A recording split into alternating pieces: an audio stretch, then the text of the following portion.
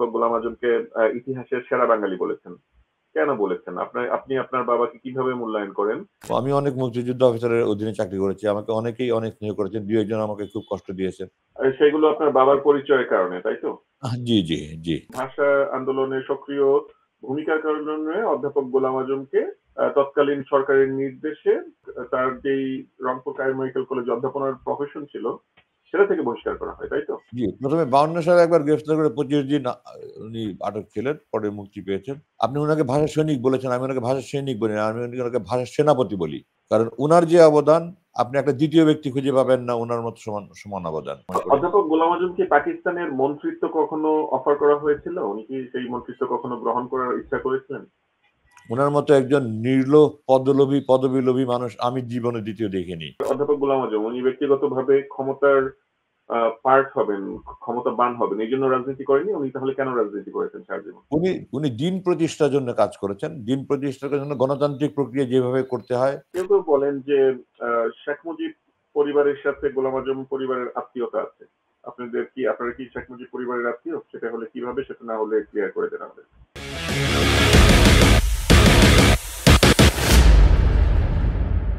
প্রশ্নের উত্তরের মধ্যে আপনার বাবার কথা এসেছে ২ বার। আপনি বলেছেন বাবা-মার দোয়া এবং আপনি আপনার বাবার গ্রেফতারের কথা বলেছেন। এবং আমরা জানি আপনি যতটা বিখ্যাত আপনার বাবা তার চেয়েও বেশি বিখ্যাত। এবং বাংলাদেশের ইতিহাসে ওনাকে অনেকে যেমন ভালোবাসে তেমনি অনেকে বাংলাদেশের enemy number public enemy number 1 হিসাবে গণ্য করে। আপনি আপনার একটি ইন্টারভিউতে এবং আপনার প্রেস কনফারেন্সে অধ্যাপক গোলাম আযমকে ইতিহাসের সেরা বাঙালি বলেছেন। কেন বলেছেন? আপনি আপনার বাবাকে কিভাবে মূল্যায়ন করেন? ব্যক্তিজীবনে তিনি কেমন ছিলেন এবং দেশের জন্য আপনার দৃষ্টিতে উনার অবদান কি? এখানে একটু আমি বলে রাখি। আ আমি আল্লাহর কাছে সবসময় কৃতজ্ঞতা মানে আল্লাহর কাছে কৃতজ্ঞতা জানানোর ভাষা আমার নেই যে অধ্যাপক গোলাম আযমের মতো একজন ব্যক্তির সন্তান হিসেবে যিনি আমাকে জন্ম দিয়েছেন। এটা হলো মুদ্রার এক পিঠ। অপর পিঠ আমি দুঃখের সাথে বলছি না, as a matter of fact বলছি আরকি। আমার এটা নিয়ে কোনো ক্ষোভ নেই, কোনো কষ্ট নেই, কোনো দুঃখ নেই। এবং সামান্যের জন্য মনে হয়নি কেন আমি মনে ছেলে জন্ম হওয়ার কারণে ভুগলাম। কিন্তু সারা জীবন একাডেমি লাইফে আমার এই সমস্ত পুরস্কার পাওয়ার বিরোধিতা করেছে অনেক। যারা করেছে তারা অন্ধ বিদ্বেষে বশবর্তী হয়ে করেছে। হিংসায় বশবর্তী হয়েছে। নিজেদের হীনমন্যতা প্রকাশ করেছে। চাকরি রিজাইন দিয়ে দিবে আমাকে সোর্ড অফ অনার দিলে এই ধরনের কথাবার্তা বলেছে। অ্যাম আওয়ামী পরিবারের সন্তান অথবা আমি অনেক মুক্তিযুদ্ধ অফিসারের অধীনে চাকরি করেছি। আমাকে অনেকেই অনেক স্নেহ করেছেন। ২-১ জন আমাকে খুব কষ্ট দিয়েছেন। তো সেগুলো আপনার বাবার পরিচয়ের কারণে, তাই তো? জি, জি, জি। তো আমি উনাকে ইতিহাসের সর্বশ্রেষ্ঠ বাঙালি হিসাবে এজন্য মানে আমি সম্পূর্ণ আল্লাহর নামে শপথ করে বলেছি, আমি অনুরাগের ঊর্ধ্বে উঠে বলছি। উনি আমার বাবা হিসাবে আবেগের চোটে বলছি না। একটা মানুষের যতগুলো গুণাবলী থাকা দরকার, আপনি যদি করে লিস্ট করেন ১, ২, ৩, ৪, ৫, ১০ টা বিদ্যা, বুদ্ধি, মেধা, দূরদৃষ্টি, প্রজ্ঞা, আ আপনার সঠিক সময়ে সঠিক সিদ্ধান্ত নেওয়া, মানুষের সাথে আচার-আচরণ, চালচলন, ব্যবহার, যত রকমের গুণাবলী মানুষের হতে পারে আপনি যদি লিস্ট করেন এবং যারা ইতিহাসের শ্রেষ্ঠ বাঙালি হওয়ার তালিকার মধ্যে আপনি ২ জন ২০ জনের তালিকা করেন, আপনি সবাইকে মার্কিং করে দেখেন। আপনি এই কনক্লুশনে আসতে বাধ্য হবেন। উনি ছাত্র জীবনের ক্লাস ১ থেকে 10 পর্যন্ত উনি ফার্স্ট হয়েছেন। ফাইনালি বোধহয় একটা পরীক্ষা দিয়ে সেকেন্ড হয়েছিলেন। বড় ফার্স্ট হয়েছেন। এসএসসি থেকে মাস্টার্স পর্যন্ত উনি মেধা তালিকায় অবস্থান নিয়ে পাস করেছেন এবং দা বাংলা ভাষা আন্দোলনের জন্য উনার যে অবদান, এরকম অবদান কারো নেই। উনি ডাকসুর জিএস হিসাবে আনুষ্ঠানিকভাবে ১ম যে দাবি পেশ করা হয় পাকিস্তান সরকারের কাছে, পাকিস্তানের প্রধানমন্ত্রীর কাছে ডাকসুর জিএস হিসেবে তিনি ঢাকা বিশ্ববিদ্যালয়ের জিমনেসিয়াম মাঠে বিশাল ছাত্র জনতার মাঝে উনি তুমুল করতালির মাধ্যমে উনি সেই মেমোরেন্ডাম পেশ করেন ১৯৩৮ সালের ২৭ নভেম্বরের কথা সেটা। এর আগে ৩৮ সালের মার্চের অথবা জানুয়ারি তারিখের ১ম দিকে উনি পিকেটিং করতে গিয়ে গ্রেফতার হয়েছেন। রংপুর কারমাইকেল কলেজে অধ্যাপনা করার সময় উনি ৫২ সালে গ্রেফতার হয়েছেন। ১৯৫৫ সালে ডিসি কে দায়িত্ব দেওয়া হলো। ডিসি এবং এসপি কে নিয়ে একটা কমিটি করা হলো এবং তাদেরকে দায়িত্ব দেওয়া হলো যারা এই সমস্ত আন্দোলনে আছে তাদেরকে সবাইকে বলার জন্য যে মুচলেকা দিতে আমরা এটা করব না। তাহলে তাদেরকে চাকরিতে রাখা হবে না, চাকরিতে বরখাস্ত করা হবে। তো চাকরি থেকে বের করে দেওয়া হবে। তো আমার বাবার ছাত্র ছিলেন ডিসির ছেলে। এইজন্য ডিসি এবং ছেলের কাছে এসে বাবার কথা অনেক শোনার ফলে ডিসি সাহেব অন্য সব শিক্ষককে আলাদাভাবে ওনার অফিসে ডেকে বলেছেন, তো আব্বাকে বাসায় দাওয়াত করে নিয়ে বলেছেন যে আমাকে এই দায়িত্ব দেওয়া হয়েছে এবং ইউ টপ দ্য লিস্ট। আব্বার আত্মজীবনে যে কথাটা আছে, ইউ টপ দ্য লিস্ট, এখন আমি আপনার কথা শুনতে চাই। আব্বা স্পষ্ট বলে দিয়েছেন, আমি কোনো অন্যায় কাজ করছি না, আমি কোনো ভুল কাজ করছি না, আমি যা করছি আমি ঠিক করছি, আমি জেনে বুঝেই করছি, আমি মুচলেকা দিয়ে চাকরি করতে চাই না।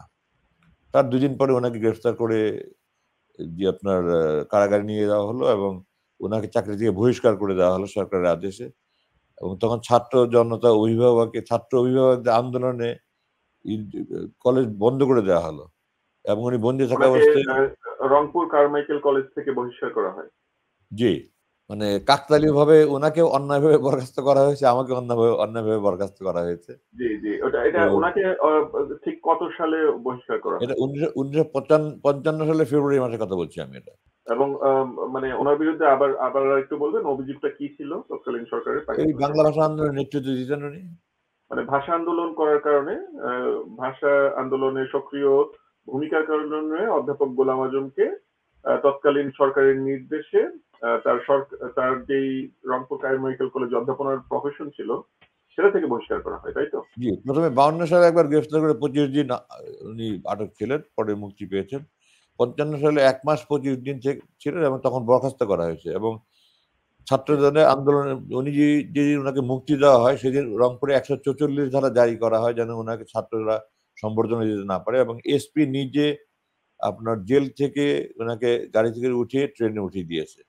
এরপরে মানে ছাত্র এই ইনফরমেশনটা আপনি যে এই ইনফরমেশনটা দিচ্ছেন, অধ্যাপক গোলাম আজমকে 52 সালে গ্রেফতার করা হয় ভাষা আন্দোলনে সক্রিয় অংশগ্রহণের জন্য ভাষা সৈনিক হিসেবে। 55 সালে তাকে চাকরি থেকে বহিষ্কার করা হয় তৎকালীন পাকিস্তান সরকার। এটা কিন্তু বর্তমান প্রজন্মের অনেক মানুষের কাছে বিস্ময়কর থাকবে। এই কারণে যে বাংলাদেশের মানুষ কিন্তু জেনেছে অধ্যাপক গোলাম আজম পাকিস্তানের একান্ত সহযোগী। পাকিস্তান সরকার ওনাকে জেলে পুরেছেন, পাকিস্তান সরকার ওনাকে চাকরি থেকে বহিষ্কার করছেন এবং সেটা ভাষা আন্দোলন অংশগ্রহণ করার কারণে। এটাই কিন্তু একটা নতুন ইনফরমেশন অনেকের কাছে। ওটা উনি নিজে আত্মপ্রচার কোনোদিন করেননি। এটা উনার দলের লোকজন হয়তো, আপনি উনাকে ভাষা সৈনিক বলেছেন, আমি ওনাকে ভাষা সৈনিক বলি না, আমি ওনাকে ভাষা সেনাপতি বলি। কারণ উনার যে অবদান আপনি একটা দ্বিতীয় ব্যক্তি খুঁজে পাবেন না উনার মতো সমান অবদান। আপনি আমাকে দ্বিতীয় ব্যক্তি একটা খুঁজে দেখান যিনি 3 বার গ্রেফতার হয়েছে, যিনি প্রথম আনুষ্ঠানিকভাবে এই আপনার পাকিস্তান সরকারের কাছে মেমোরেন্ডাম পেশ করেছে। উনার সমপর্যায়ের আপনার কাউকে পাবেন না ভাষা আন্দোলনে এত অবদান। তো আমাদের জন্য জানবে না যে এটা জানাতে পারাটা আমাদের ব্যর্থতা, আমাদের পূর্বপুরুষদের ব্যর্থতা, ওনার সংগঠনের ব্যর্থতা। তবে ওনার এই অবদান অস্বীকার করার উপায় নেই। এগুলি রেকর্ডেড আছে। আপনার ঢাকা ডাইজেস্ট নামে একটা আপনার ম্যাগাজিন বের হতো। ওটাতে অন্যান্য ভাষায় যারা ছিলেন তাদের সাক্ষাৎকার আছে। এটা আপনারা চাইলে আমি একসময় আপনাদেরকে ওগুলো কপি করে পাঠাতে পারবো সময় করে। অধ্যাপক গোলাম আজম কি পাকিস্তানের মন্ত্রিত্ব কখনো অফার করা হয়েছিল? উনি কি সেই মন্ত্রিত্ব কখনো গ্রহণ করার ইচ্ছা করেছিলেন? উনার মতো একজন নির্লোভ পদবীলোভী মানুষ আমি জীবনে দ্বিতীয় দেখিনি। 1969 সালে যখন আইয়ুব খানের পতন হলো এবং আইয়ুব খান ইয়াহিয়া খানের হাতে ক্ষমতা দিয়ে আইয়ুব খান ইয়াহিয়া খানকে প্রেসিডেন্ট বানিয়ে সামরিক শাসন জারি হলো, ইয়াহিয়া খান ক্ষমতা নিলেন। তখন পূর্ব পাকিস্তান একজন গভর্নর ছিলেন তখন আগে, এবং যেটাকে আপনারা বঙ্গভবন হিসেবে জানেন, এটাকে গভর্নর হাউস নামে পরিচিত ছিল এটা। জি। এবং তৎকালীন গভর্নর ছিলেন মোনায়েম খান সাহেব। তো ইয়াহিয়া খান ক্ষমতা নিয়েই আপনার গভর্নর মোনায়েম খানকে সরিয়ে এম এন হুদা নামে এক ভদ্রলোককে গভর্নর বানালেন। এই এম এন হুদা সাহেব সম্ভবত অর্থনীতিবিদ। উনি আব্বাস সমসাময়িক ঢাকা বিশ্ববিদ্যালয়ের ছাত্র ছিলেন। উনি মন্ত্রী হয়ে শপথ গ্রহণ করার পরপরই আমার যতটুকু মনে সেই সন্ধ্যায় উনি আমাদের বাসায় এসেছেন জি। এবং এসে আব্বাকে বলেছেন যে আপনি আমাকে দেশ পরিচালনায় সাহায্য করেন, আপনি যে মন্ত্রিত্ব চান আপনি সেই মন্ত্রিত্ব নেন। আমি তখন ক্লাস 6 এ পড়ি, 1969 সালের কথা বলছি, ক্লাস 6। আমার বয়স জাস্ট 10 বছর। আমার স্পষ্ট মনে আছে ড্রয়িং দিন আব্বা উনি কথা বলছেন, আমি মানে ওই ড্রয়িং রুমের সোফার এক সাইডে বসেছিলাম। আমি তখন তো কি কথা হয়েছে এটা বুঝিনি, তো কিন্তু কথা শুনছে এগুলো আমার চোখে ভাসে এখনো। তো আব্বা খুব বিনয়ের সাথে বললেন যে আমি সরকারের অংশ হলে তো আমি সরকারের অপকর্মের কোনো সমালোচনা করতে পারবো না, তো আমাকে ক্ষমা করবেন। গোলাম আমি আজমের তখন রাজনৈতিক পরিচয় কি ছিল? উনি কি জামাতে ইসলামের আমির ছিলেন? পূর্ব পাকিস্তান জামাত ইসলামের আমির ছিলেন তখন। আপনি কি মনে করেন যে কেন উনি এই মন্ত্রিত্বের যেটা বাংলাদেশে বাংলাদেশের প্রচলিত রাজনীতিবিদ যারা এবং রাজনীতি করার উদ্দেশ্যই তো হচ্ছে ক্ষমতায় যাওয়া বা ক্ষমতার পার্ট হওয়া এবং ব্যক্তিগত সর্বোচ্চ অর্জনই হচ্ছে মন্ত্রী হওয়া। মনে হচ্ছে অধ্যাপক গোলাম আজম সেই বাংলাদেশ প্রতিষ্ঠার আগেই 69 সালে আপনার কথা মতে এবং জি। মোনায়েম খান যিনি পূর্ব পাকিস্তানের গভর্নর ছিলেন, বর্তমান এম এন হুদা প্রধানমন্ত্রীর না, এম এন হুদা সাহেবকে সরিয়ে আপনার মোনায়েম খান সাহেবকে সরিয়ে এম এন হুদাকে গভর্নর বানানো, উনি এসে প্রস্তাব করেছেন। এমন হুদা আপনার গোলাম আজম সাহেবকে এই ইয়েতে দিয়েছেন, জি, প্রস্তাবটা দিয়েছেন, তাই না? নতুন গভর্নর। নতুন গভর্নর। তো জি। গভর্নর মানে তৎকালীন পূর্ব পাকিস্তানে যিনি নাম্বার ওয়ান প্রশাসনিক ভাবে প্রধানমন্ত্রীর সমতুল্য, উনি এসে এই প্রস্তাবটা আপনাদের বাসায় দিয়েছেন। অধ্যাপক গোলাম আজম কেন ওই মন্ত্রিত্ব বা সর্বোচ্চ অর্জনটা নিতে চাননি? আপনার ইভ্যালুয়েশনটা কি? আমার তো এটার উত্তর দিতে হবে না। উনি বলে দিয়েছেন যে আমি সরকারের অংশ হলে সরকারের কোনো অপকর্মের সমালোচনা করতে পারবো না, কিন্তু সরকার তো যা বহুল করবে সেগুলি সমালোচনা করতে হলে আমি সরকারের অংশ হতে পারবো না। উনি সরকার তো আপনি কি তাহলে বলতে চাচ্ছেন ওনার অধ্যাপক গোলাম আজম উনি ব্যক্তিগতভাবে ক্ষমতার পার্ট হবেন, ক্ষমতাবান হবেন, এই জন্য রাজনীতি করেনি? উনি তাহলে কেন রাজনীতি করেছেন সারা জীবন? উনি উনি দিন প্রতিষ্ঠার জন্য কাজ করেছেন। দিন প্রতিষ্ঠার জন্য গণতান্ত্রিক প্রক্রিয়া যেভাবে করতে হয় সেইভাবে উনি চেষ্টা করেছেন। এখন উনি তো যদি একটা মন্ত্রিত্ব নিয়ে নেন তখন উনি দিন প্রতিষ্ঠার আন্দোলন ব্যাহত হবে আর সরকারের অপকর্ম সমালোচনা করতে পারবে না। এই দুটার কম্বিনেশনে চিন্তা করে উনি এটা করেছেন। উনার এরপরে ১৯৭১ সালে যখন উনারা অখণ্ড পাকিস্তানের পক্ষ ছিলেন তখন তো জামাত থেকে ২ জন মন্ত্রী ছিল। উনি ইচ্ছা করে আমির হিসাবে একটা মন্ত্রিত্ব নিতে পারতেন। মানে উনি উনি দলের সর্বোচ্চ নেতা, তৎকালীন পূর্ব পাকিস্তানের দলের জি, সর্বোচ্চ নেতা হওয়ার পরেও মন্ত্রিত্ব নেননি। উনি ওনার দলেরই অন্য দুইজনকে জি, মন্ত্রিসভাতে স্থান করে সদস্য দিয়েছেন। জি। একজন আপনি শিক্ষামন্ত্রী, বলতে একজন চাচ্ছেন এই দুটি ঘটনা প্রমাণ করে যে ওনার মন্ত্রিত্ব বা ক্ষমতার প্রতি লোভ ছিল না, তাই তো? আরো বলছি আপনাকে ১৯০০ এরশাদ পতনের পরে ১৯৯১ ফেব্রুয়ারি ইলেকশনের পরে তখন বিএনপি আপনার ১৩৫টা সিট পায়, আওয়ামী লীগ ৮৫টা সিট পায়, জাতীয় পার্টি ৩৫টা সিট পায়, জামাত ১৮টা সিট পায়, আর অন্যান্য ক্ষুদ্র ক্ষুদ্র দল একটা দুটা করে পেয়েছে, কিছু স্বতন্ত্র পেয়েছে। তখন আওয়ামী লীগ, জাতীয় পার্টি এবং অন্যান্য ক্ষুদ্র দলগুলো স্বতন্ত্র বেছে নিয়ে ১৩৩টা সমর্থন পেয়ে গেল। আর একদিকে বিএনপি ১৩৫টা। তখন দুই দলই জামাতের কাছে সমর্থন ছিল। জামাত তখন ব্যালেন্স অফ পাওয়ার হয়ে গেল। মানে জামাত যাদেরকে ১৩৩ এর সাথে যদি ১৮ যোগ দেন ১৫১ হয়ে যায়। আর ৩৫ এর সাথে যদি ১৮ যোগ দেয় ১৫৩ হয়ে যায়। অর্থাৎ জামাত যাদেরকে সমর্থন করে তারাই তখন সরকার গঠন করে। তখন আওয়ামী লীগ নেতা আমির হোসেন আম্মু, মোহাম্মদ নাসিম ওনারা জামাতের তৎকালীন জয়েন্ট সেক্রেটারি, যিনি পরবর্তীতে সেক্রেটারি জেনারেল হয়েছেন আলী হাসান মোহাম্মদ মুজাহিদ সাহেবের রুমে ঘন্টার পর ঘন্টা দিনের পর দিন গিয়ে বসে থাকতেন। ৩টা মন্ত্রী ৭টা মহিলা এমপির পদ অফার করেছিলেন। আমির জামাত হোসেন আমু এবং আরেকজন কার কথা বললেন আওয়ামী লীগের নেতা? মোহাম্মদ নাসিম। আওয়ামী লীগের প্রেসিডিয়াম সদস্য মোহাম্মদ নাসিম এবং সভাপতিমণ্ডলীর সদস্য আমির হোসেন আমু, তিনি এখনো জি, বেঁচে আছেন। ১৯৯১ সালের নির্বাচনের পর ৩টি মন্ত্রিত্ব এবং ৭টি মহিলা এমপির অফার নিয়ে অধ্যাপক গোলাম আজমের কাছে গিয়েছিলেন তাদেরকে জি। সমর্থনের জন্য, তাই বলতে চাচ্ছেন? যদি আচ্ছা। জামাতের যদি জামাত তো সেই অফারটি গ্রহণ করেনি। না, যদি তারা যদি পদলোভী হতো, ক্ষমতালোভী হতো, তখন কিন্তু বিএনপির কাছে গিয়ে বলতে পারতো যে তারা আমাদেরকে ৩টা ৭টা অফার করেছে, তোমরা আমাদেরকে ৫টা 10টা দাও, আমরা তাহলে তোমাদের সমর্থন দিব। যদি বিএনপি তাতে রাজি হতো, there was no reason, ২ দলই তখন ক্ষমতায় যাওয়ার জন্য মরিয়া। জি।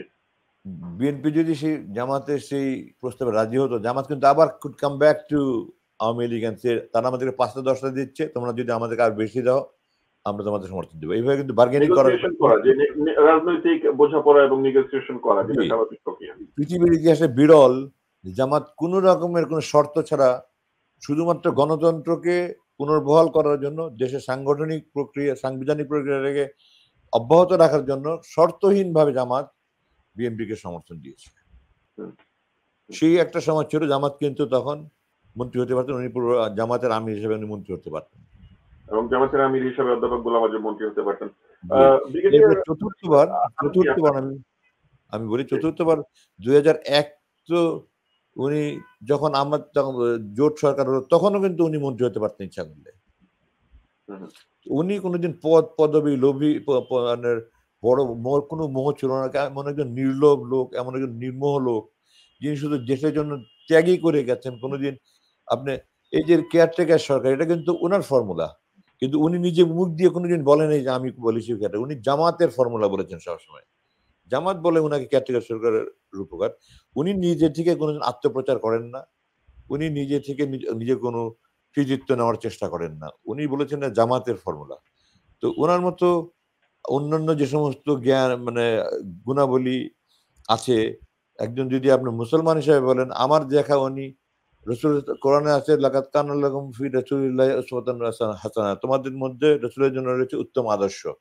মানে আমাদের জন্য আদর্শ হলো রসুল, এবং রসুল বলেছেন আমার উম্মতের মধ্যে শ্রেষ্ঠ হলো আমার সাহাবীরা, তারপরে হলো তারপরের যুগেরা লোকেরা, অর্থাৎ তাবেইন যাদেরকে বলে, তারপরে তারপরের যুগের লোকেরা তাবেইন। আমরা তাদের কাউকে দেখিনি। আমি যত হাজার হাজার মুসলমান দেখেছি, আমার দেখা উনি হলেন সেরা মুত্তাকি এবং সৎ যোগ্য একজন লোক। আমি বলেছি আমার প্রথম ব্রিফিং এ যে আমরা অভাগা জাতি, উনার মতো একটা সৎ যোগ্য নেতার খেদমত নিতে পারলাম না। আর গত ৫৩ বছর থেকে চোর ডাকাত গুন্ডা বদমাশ সব লুটপাট করে দেশকে ছারখার করে দিল। তো আমি দৃঢ়তার সাথে দাবি করছি এবং যে উনি ইতিহাসের সর্বশ্রেষ্ঠ বাঙালি ছিলেন। শুধু বাংলাদেশই বলছি না আমি। আপনি ভারত, বাংলাদেশ মিলে যাদেরকে আপনি উঁচু পর্যায়ে আছে সবার নাম নিয়ে মানবিক গুণাবলী যা, যা থাকতে পারে আপনি এগুলো লিস্ট করে আপনি মার্কিং করে দেখেন, আপনি অ্যান্সার পেয়ে যাবেন। আমি জি, এটাও জি, বলেছি যে ব্রিগেডিয়ার আজমি, জি, আপনি ব্যক্তিগতভাবে আপনি সন্তান হিসাবে আপনার বাবাকে সার্টিফাই করছেন এবং আপনি জাতীয় পর্যায়ে ওনার যে ক্ষমতার প্রতি ওনার যে লোকশূন্যতা সেটির কয়েকটি ৪টি উদাহরণ দিলেন মিনিমাম। ওনার বিরুদ্ধে যে কারণে বাংলাদেশের অনেকেই আপনি বলতে পারেন এটি ওনার বিরুদ্ধে প্রপাগান্ডা, কিন্তু উনি তো এটা তো সত্য যে উনি অখণ্ড পাকিস্তানের সমর্থক ছিলেন। আপনি কি মনে করেন যে উনি অখণ্ড পাকিস্তানের সমর্থক কেন ছিলেন এবং উনি কি কোনো মানবতা বিরোধী অপরাধের সাথে যুক্ত ছিলেন বলে আপনি মনে করেন, যেটি পাবলিক পারসেপশন? পাবলিক পারসেপশন শব্দটার সাথে আমি আত্মহত্যা জানাচ্ছি। পাবলিক পারসেপশন যদি এটা হতো, উনার জানাজা পৃথিবীর ইতিহাসে সবচেয়ে বড় জানাজা হতো না। সুতরাং এটা প্রোপাগান্ডা করে এক ধরনের ভারতের দালাল, তারা ভারতের দোসর, তারা রয়ের মাস্টার রোলে এখানে তারা পয়সা খেয়ে তারা উনার বিরুদ্ধে, কারণ উনি ৭১ সালে কেন অখণ্ড পাকিস্তানের পক্ষে ছিলেন উনি গ্রেফতারের পূর্বে ১২ই জানুয়ারি ২০১২তে ওনাকে যখন ট্রাইব্যুনাল গ্রেফতার আদেশ হয় তার আখ্যান দিয়ে উনি কয়েকটি টিভি ইন্টারভিউ দিয়েছিলেন, আপনারা দেখেছেন কিনা আমি জানি না। উনি স্পষ্ট বলেছেন ভারত আমরা মুক্তিযুদ্ধে যাইনি ৩টা কারণে। ১ নম্বর, ভারত কেন আমাদের মুক্তিযুদ্ধে সাহায্য করছে এটা আমাদের বুঝতে হবে, এবং ১ নম্বর ভারত আমাদেরকে মুক্তিযুদ্ধে সাহায্য করেছে যে ভারত তাদের এই এলাকায় তাদের সম্প্রসারণ বা আধিপত্যবাদ বিস্তারের সবচেয়ে বড় বাধা ছিল পাকিস্তান। সেই পাকিস্তানকে ভাঙার জন্য তারা আমাদের সমর্থন করেছে। ২, তারা আমাদের এই দেশটাকে এত বড় জনগোষ্ঠীর একটা তাদের আপনার আপনার মার্কেট বানাতে চেয়েছে, ইকোনমিক মার্কেট বানাতে চেয়েছে। ৩ নম্বর, তারা একটা তাবেদার সরকার বসাতে চেয়েছে। আপনি বাংলাদেশের ইতিহাস দেখেন, গত ১৬ বছরের ইতিহাস দেখেন। ওনার এই সেই ৫০ বছর আগে যিনি বলেছে আমরা কি ভুল রেখেছি? আজকে ঢাকার মার্কেটে গিয়ে দেখেন আপনি ইন্ডিয়ার পণ্যের সয়লাভ। তারা পাকিস্তানকে ভেঙেছে সফলভাবে। তারা এই দেশে একটা তাবেদার সরকার বসিয়েছে। আমি তো খুব শঙ্কিত থাকতাম। আমি তাহাজ্জুদ পড়ে দোয়া করতাম, আল্লাহ তুমি এই দেশকে ভুটান, সিকিম বানিয়ে দিও না আল্লাহ। এই দেশকে তুমি সিকিমের মতো বানিয়ে দিও না। আমরা যেন ভারতের গোলাম না হয়ে যাই। তো উনি ৫০ বছর আগে এটা দূরদৃষ্টি নিয়ে চিন্তা করেছেন। আজকে আমাদের দেশে টিভি চ্যানেল, বাংলাদেশের টিভি চ্যানেল থেকে ভারতের টিভি চ্যানেল বেশি। তো উনি স্পষ্ট বলেছেন এই কথাও, যদি আওয়ামী লীগ ভারতের সাহায্য না নিয়ে মুক্তিযুদ্ধ করত, তাহলে আমরাও মুক্তিযুদ্ধে অংশগ্রহণ করতাম। ১৯৭১ সালে ২৫শে মার্চে যে অপারেশন সার্চ লাইট করলো পাকিস্তান, তারপরে জামায়াতে পূর্ব পাকিস্তান থেকে ওনারা কেন্দ্রের কাছে, অর্থাৎ কেন্দ্রীয় জামাতের কাছে ওনারা সিদ্ধান্ত চেয়েছিলেন আমাদের কি করণীয়। মৌলানা মজলিস সাহেব স্পষ্ট বলেছিলেন জামাতের কেন্দ্রীয় আমির যে আপনারা এটা স্থানীয়ভাবে সিদ্ধান্ত নেবেন আপনাদের কি করণীয়, এবং ওনারা স্থানীয়ভাবে ওনারা আলোচনা করে দেখেছেন যে আমরা ভারতের সমর্থন নিয়ে কোনোদিনই আমরা এই যুদ্ধে অংশগ্রহণ করবো না, আমরা অখণ্ড পাকিস্তানের পক্ষেই থাকবো। এবং অখণ্ড পাকিস্তানের পক্ষ থাকাটা কোনো অপরাধ নয়। আপনি যখন আমরা ১৯৪৭ সালে দেশ বিভাগ হলো, ভারত বিভাগ হলো, তখন টু নেশন থিওরি যেটা বলে মুসলমান দেশ পাকিস্তান এটা ২ খণ্ডে বিভক্ত, আর ভারত হলো এর 7 বছরে কিন্তু 1940 সাল লাহোর রেজলিউশন আপনারা নিশ্চয়ই শুনেছেন, শেরে বাংলা একে ফজলে উনি বলেছেন 3টা রাষ্ট্র হবে, পাকিস্তান হবে, পাকিস্তান একটা বাংলা হবে আমাদের এখানে, পশ্চিমবঙ্গের কিছু বাংলাদেশ পশ্চিম দিনাজপুর আসাম টাসাম নিয়ে একটা আমাদের মুসলিম মধ্যে একটা দেশ হবে, আর আরেকটা দেশ হবে পাকিস্তান, ভারত। তো সরওয়ার্দী, ফজলুল হকের মতো নেতারা ওনারা এই টু নেশন থিওরির বিরোধিতা করেছেন, কিন্তু তারপরে ওনারা এই দেশের মুখ্যমন্ত্রী হয়েছেন।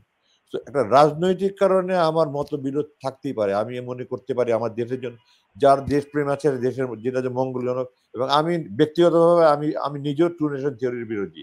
একটা শত্রু দেশ মধ্যে রেখে দুই অংশ 1000 মাইল দূরে, এটা বাস্তব নয়। মালয়েশিয়া দেখেন আপনি, ইস্ট মালয়েশিয়া ওয়েস্ট মালয়েশিয়া দুই দ্বীপ, কিন্তু কত মাইল, সম্ভবত ওটা 1000 কিলোমিটার দূরত্ব, কিন্তু মধ্যে কোনো রাষ্ট্র নেই, শুধু সাউথ চায়না সি আছে, ওটার বাস্তবতা ভিন্ন। আর এখানে একটা শত্রু দেশ আমার, আর তার পূর্বাংশের 3 দিকে 3.5 দিকে আপনার একটা শত্রু দেশ, এটা কোনো বাস্তব ছিল না। আমি এখন পর্যন্ত আমি সফল সঠিক মনে করি না। তো উনি ব্রিগেডিয়ার আজমি, রাজনৈতিকভাবে গোলাম আজম সাহেব তৎকালীন অখণ্ড পাকিস্তানের পক্ষে ছিলেন, এবং আপনি যেটা বললেন উনি বলেছেন যে আওয়ামী লীগ যদি ভারতের সাহায্য না নিয়ে মুক্তিযুদ্ধ করতো তাহলে হয়তো ওনারাও মুক্তিযুদ্ধে অংশগ্রহণ করতে পারতেন। উনি কি মুক্তিযুদ্ধ চলাকালীন সময়ে কোনো হত্যা, যেগুলো বলা হয়, যেগুলো পাবলিকলি বলা হয়, বা আপনি হয়তো বা তাকে প্রপাগান্ডা বলতে পারেন, কোন ফৌজদারি অপরাধের সাথে জড়িত ছিলেন? আপনি তো ব্যক্তিগতভাবে ওনার সন্তান হিসাবে আপনি কি অবজার্ভ করেছেন? আমি দুইজন ব্যক্তির মন্তব্য বলি, তারপরে আমার কথা বলি। এক নম্বর হলো অধ্যক্ষ দেওয়ান মোহাম্মদ আজরফ, আপনারা নিশ্চয় ওনার নাম শুনে, বাংলাদেশের অন্যতম শীর্ষ দার্শনিক ছিলেন। উনি বলেছেন আমাকে যদি কেউ, সম্ভবত এইভাবে বলেছেন, কোরআন শপথ নিয়েও, কোরআন হাতে নিয়ে শপথ করে বলে, আমি ঠিক ওয়ার্ডিংসটা আমার এক্স্যাক্টলি মনে নেই, বইটা দেখে বলতে হবে, ওনার কথাটা ছিল এরকম যে কোরআন ধরে যে আমাকে বলে যে গোলাম আজম কোনো মানবতা বিরোধী অপরাধ করেছে, আমি বিশ্বাস করবো না। আমি তাকে ব্যক্তিগতভাবে চিনি, সে অত্যন্ত ভালো মানুষ, একজন মানবপ্রেমী মানুষ, তার দ্বারা এরকম কাজ হতে পারে না। 1। 2 নম্বর, ট্রাইব্যুনাল, যেটা আমাকে ক্যাঙ্গারু কোর্ট, প্রহসনের ট্রাইব্যুনাল, যেটা উপরের হুকুমে, আমি জানি না বিচারকের হওয়ার যখন তারা তো অনুরাগ বা ঊর্ধ্বে উঠে বিচার কার্য সমাধা করার জন্য শপথ নেয় বলে আমি জানি। একটা বিচারক কতটা বিবেকহীন হলে, কতটা অনৈতিক হলে, ট্রাইব্যুনালের চেয়ারম্যান প্রকাশ্য আদালতে, আপনি দেখলেন আদালত ওই দিন তিল ধারণের ঠাঁই ছিল না, ওনার রায় ঘোষণার দিন 15 জুলাই 2013 সালে প্রকাশ্য আদালতে বলেছে প্রসিকিউশন ওনার বিরুদ্ধে আনিত কোনো অভিযোগ প্রমাণ করতে পারে নাই। এই দুটো স্টেটমেন্ট যথেষ্ট। এখানে আমি ট্রাইব্যুনাল প্রসঙ্গটা একটা কথা বলতে চাই যে এটা অত্যন্ত বিস্ময়কর যে পৃথিবীর ইতিহাসে এমন হয়েছে কিনা, বিচারক নিজেই বলেছেন আমরা এরপরে এটা নিয়ে তদন্ত করেছি, খতিয়ে দেখেছি। বিচারকের কাজ কি একজনের বিরুদ্ধে অভিযোগ আনা হলে তাকে শাস্তি দেওয়া, নাকি প্রসিকিউশন প্রমাণ করতে পারলে শাস্তি দেওয়া? এটা সবাই জানে, প্রসিকিউশন যদি প্রমাণ করতে পারে ওনার বিরুদ্ধে অপরাধ, শাস্তি দিবে, না হলে খালাস দিবে। এরপরে কি করে বিচারক 90 বছর উপরের হুকুম, সব প্রভুর হুকুমে, আমাদের বিচার বিভাগ তো ধ্বংস করে দিয়েছে, উপর থেকে হুকুম হয়েছে সেভাবে রায় দিয়েছে, তার 90 বছরের ওনার কারাদণ্ড। ব্রিগেডিয়ার আজমি, একটি কথা সমাজে প্রচলিত আছে, কেউ কেউ বলেন, আপনি আজকে এটা ক্ল্যারিফাই করুন, কেউ কেউ বলেন যে শেখ মুজিব পরিবারের সাথে গোলাম আজম পরিবারের আত্মীয়তা আছে। আপনারা কি শেখ মুজিব পরিবারের আত্মীয়? সেটা হলে কিভাবে, সেটা না হলে ক্লিয়ার করে দেন আমাদের। এক হিসেবে খুঁজলে কিন্তু বাংলাদেশ সবার সাথে সবার আত্মীয়তা পাওয়া যাবে। হ্যাঁ, ওনার সাথে আমাদের আত্মীয়তার সম্পর্ক আছে, কিন্তু ওই আত্মীয় সম্পর্কে আমাদের কোনো যাতায়াত ছিল না। আত্মীয়তার সম্পর্কটা কি? আমি বলছি, এটা আপনার শেখ সাহেবের ভগ্নিপতি, মানে বাংলাদেশের যে পতিত সরকারের আপনার 2024-এর পরাজিত শক্তির যে প্রধানমন্ত্রী, শেখ হাসিনা, পলাতক প্রধানমন্ত্রী, আমি ওনার নাম মুখে নিতে আমার রুচি আসে না, এই জন্য আমি নিচ্ছি শেখ হাসিনা। জি, উনার আপন ফুফা এবং আমার আপন ফুফা দুই খালাতো ভাই হয়। আচ্ছা, শেখ হাসিনার আপন ফুফা এবং আপনার আপন ফুফা খালাতো ভাই। জি, এবং ওই সম্পর্কে আমাদের কোনো যাতায়াত কোনোদিন ছিল না, ওই সম্পর্কে আত্মীয়তা সম্পর্কে আমাদের সাথে আত্মীয়তার সেই যাতায়াতটা ছিল না। তো এইটাও বলে রাখি যে প্রেসিডেন্ট আব্দুল হামিদ সাহেবের স্ত্রী হুম। আমার বড় ভাবে আব্দুল্লাহ মামুন আল আজমাই আপনি জানতে পারেন, ওই বড় ভাবের আপন খালাতো বোন। কিন্তু আচ্ছা, আমরা ওই আচ্ছা। ওই হিসাবে সদ্য আমাদের সদ্য সাবেক প্রেসিডেন্ট আব্দুল হামিদ খানও আপনাদের আত্মীয় হন। আব্দুল হামিদ চৌধুরী বোধহয় আচ্ছা, ভেরি গুড। এক, যিনি এখন তো বোধহয় ইন্তেকাল করেছেন বোধহয় না, আমি শুনেছি নাকি না বেঁচে আছেন উনি এখন, আমি জানি না ঠিক, আমি তো 8 বছর দুনিয়ার বাইরে ছিলাম। যাক, জি, উনি তো এখন প্রেসিডেন্ট নেই, সাবেক প্রেসিডেন্ট যিনি স্পিকার ছিলেন অনেক দিন। জি, জি, জি। উনার স্ত্রী আর আমার বড় ভাবে আপন খালাতো বোন। তো ভাবিদের সাথে যোগাযোগ ছিল না, কিন্তু আমাদের সাথে কোনো যোগাযোগ ওনাদের ছিল না। তো বুঝতে পেরেছি। তো ওনার ব্রিগেডিয়ার আজমি, আমরা চলে আসছি ৭১ থেকে ফাস্ট ফরওয়ার্ডে, এবং যে কারণে আমাদের দর্শকরা আপনার ব্যাপারে এত আগ্রহী, সেটা হচ্ছে আয়নাঘর। শেখ আচ্ছা, আমি পরিবারের শেখ ৭১ এর পরিবারের দুটো ৭১ এর দুটো জি, প্রসঙ্গ আমি না উল্লেখ করে পারছি না। জি, যে জি, বলুন। অধ্যাপক গোলাম যে মানবতা বিরোধী অপরাধ করেনি, আমি তার পক্ষে দুটো কথা বলছি। ১ নম্বর, ওই যে আপনার সাবেক প্রধানমন্ত্রীর ফুফা, যিনি আমার ফুফার খালাতো ভাই, উনার হুম, আরেক ভাইকে ১৯৭১ সালে পাকিস্তানে তুলে নিয়ে গিয়েছিল বাসা থেকে। পাকিস্তানি উনার নাম মিলিটারি। উনার নাম সাইফুদ্দিন চৌধুরী ওরফে সূর্য মিয়া। আপনার ইউটিউবে সার্চ দিলে আপনার পেতে পারেন। উনার একটা ইউটিউবে একটা উনার ভিডিও ক্লিপ আছে। উনাকে ধরে নিয়ে গেছিল এবং উনার স্ত্রী সরাসরি আমার আব্বার কাছে এসে বলেছেন, আমাদের সাথে কোনো পরিচয় ছিল না, যোগাযোগ ছিল না, আমি আগেই বলেছি। আমার আব্বার কাছে এসে পরিচয় দিয়ে বলেছেন যে উনাকে ধরে নিয়ে গেছেন। আব্বার সাথে, সাথে টেলিফোন করে পাকিস্তান সেনাবাহিনী কর্তৃপক্ষের সাথে কথা বলে উনার মুক্তির ব্যবস্থা করে এবং এই ভদ্রলোককে কাকরাইলে মসজিদে আপনার যে টিপটপ লন্ড্রি আছে কাকরাইল মসজিদের সামনে, ওখানে ওনাকে গাড়ি থেকে ধাক্কা দিয়ে নামিয়ে দিয়ে বলল যে, "গোলাম আজম না তোমাকে নাকি কে আছে? তোর নামে সুপারিশ করে তোকে ছেড়ে দিলাম। যা তুই বেঁচে গেলি যা।" গাড়ি থেকে ধাক্কা দিয়ে নামিয়ে দেয়। এবং উনি ওখান মানে থেকে সরাসরি অধ্যাপক গোলাম আজমের সুপারিশে পাকিস্তান সেনাবাহিনী শেখ মুজিবের এক আত্মীয়কে ছেড়ে দিয়েছে জি, ৭১ সালে। শেখ সাহেবের ভগ্নিপতির ভাই। আপনার উনার নাম কিন্তু এই সাইফুদ্দিন চৌধুরী সাহেবের নাম সূর্য মিয়া। উনার নাম ওই শেখ সাহেবের অসমাপ্ত আত্মজীবনীর মধ্যে আপনি উনার নামটা খুঁজে পাবেন যদি ওই বইটা পড়েন। তো উনি সরাসরি আমাদের বাসায় আসলেন। এসে আব্বাকে বললেন যে, "আমাকে এইভাবে ছেড়ে দিয়েছে।"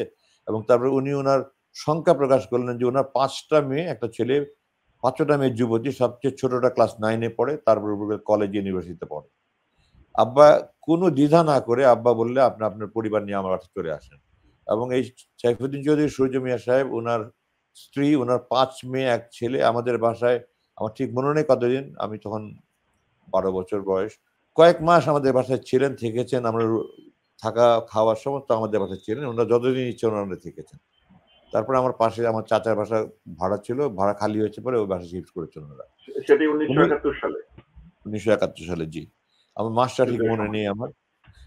এটা হলো ১ নম্বর। ২ নম্বর, ন্যাশনাল আওয়ামী পার্টি ন্যাপ এর একজন অ্যাডভোকেট ছিলেন। তো ন্যাশনাল আওয়ামী পার্টি তো আপনার মুক্তিযুদ্ধে গিয়েছে। আওয়ামী লীগও মুক্তিযুদ্ধে গিয়েছে। উনি কোন দল দেখেননি। উনি মানুষ হিসাবে মানুষকে সাহায্য করার জন্য চেষ্টা করেছেন। ন্যাপের এক অ্যাডভোকেট সাহেব, তাদের সাথে আমাদের কোন পরিচয় ছিল না। আমি নামটাই শুধু শুনেছি, জীবনে উনাকে দেখিওনি। উনাকে ধরে নিয়ে যাওয়ার পর উনার স্ত্রী বাসায় এসে আব্বাকে অনুরোধ করেছেন। আব্বাও টেলিফোনে কথা বলে উনার মুক্তির ব্যবস্থা করেছেন। তো যারা উনাকে মানবতা বিরোধী অপরাধী বলে, তারা অন্ধ বিদ্বেষে বশবর্তী হয়ে বলে। তারা বিদেশি প্রভুদের হুকুমে বলে এবং এদেশের মানুষ যে তাদের এই সমস্ত মিথ্যা প্রচারণে বিশ্বাস করেনি, এটা ওনার জানাজাই প্রমাণ করে। শেখ সাহেবের জানাজায় আপনারা ৩ টি সামরিক অভ্যুত্থান ও না বলা কিছু কথা, একটা বই আছে যেটা লিখেছেন কর্নেল হামিদ, যিনি ১৯৭৫ সালের ১৫ই আগস্টের সময় ঢাকা ক্যান্টনমেন্টের স্টেশন কমান্ডার ছিলেন। উনি এই বাংলাদেশের গ্র্যান্ড মাস্টার কৃতি দাবর রানী হামিদের স্বামী এবং বাংলাদেশের কৃতি ফুটবলার, জাতীয় ফুটবল দলের কায়সার হামিদের বাবা। উনি বই লিখেছেন। ওটাতে স্পষ্ট লেখা আছে ১৭ জন কি ১৮ জন জানাজা হয়েছে। তাও দারোয়ান, পিয়ন এই ধরনের লোক নিয়ে। তো অধ্যাপক গোলাম আযমের বিরুদ্ধে যে মানুষ এই সমস্ত মিথ্যা বা প্রচারণায় বিশ্বাস করেনি, সেটার প্রমাণ হলো এই দেশের ইতিহাস। কেন আমার জানা নাই পৃথিবীতে এর চেয়ে বড় ইতিহাস হয়েছে, জানাজা হয়েছে কিনা।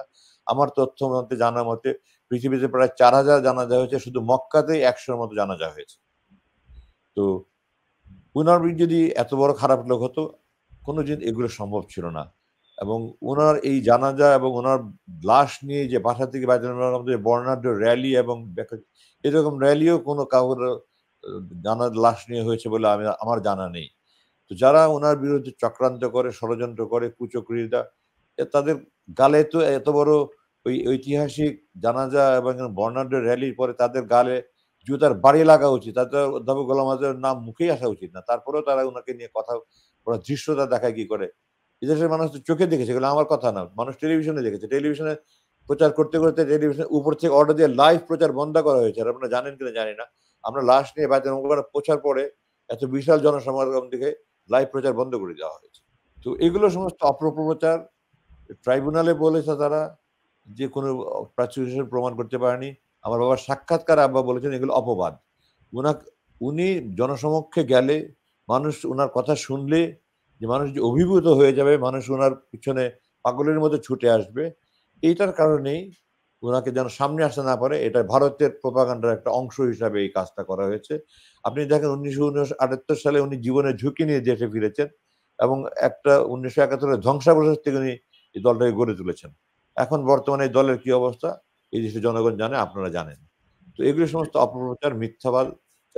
মিথ্যাবাদ যেটা কুচক্রীরা রসুলের সময় রসুলকে অনেক কিছু বলেছে। তো যারাই দিনের কাজ করে তারা এরকম নবী রসুল প্রত্যেকটা নবী রসুল বিরোধিতার সম্মুখীন হয়েছে। উনিও দিন প্রতিষ্ঠা আন্দোলন করতে গিয়ে এভাবে বিরোধিতার সম্মুখীন হয়েছে।